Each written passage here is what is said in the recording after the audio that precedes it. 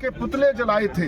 तो ये अमित शाह, गोवलकर और सावरकर के चेले हैं, उन्हीं के विचारों पर चलने वाले हैं। उस दिन उनकी अंतरात्मा से निकली हुई बात संसद में निकल आई।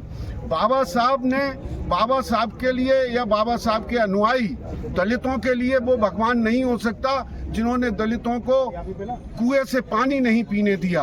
दलितों का वो भगवान नहीं हो सकता जिसने मंदिर पर जाने से दलितों को रोका।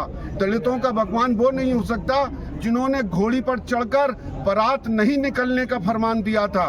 दलितों का वो भगवान नहीं हो सकता जिन्होंने तालाब पर पानी भरने के लिए मना किया था। दलितों का वो भगवान नहीं हो सकता जिन्होंने दलितों को शिक्षा से वंचित रखा, दलितों को मकान बनाने से वंचित रखा, दलितों को संपत्ति लेने से वंचित रखा।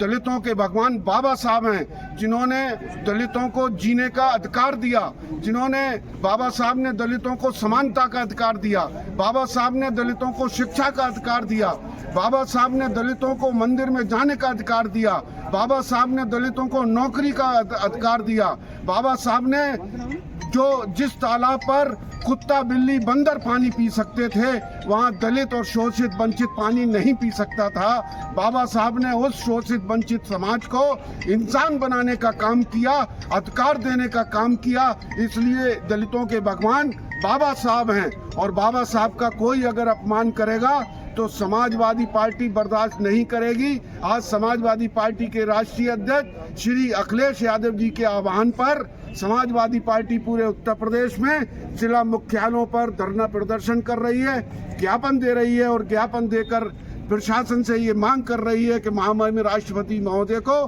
ज्ञापन भेजकर राष्ट्रपति महामहिम महोदय से ये मांग करते हैं कि अमित शाह को तुरंत से तुरंत बर्खास्त किया जाए ताकि बाबा साहब के अनुयायियों को सम्मान से जीने का एक बार फिर अधिकार मिले। बहुत बहुत धन्यवाद।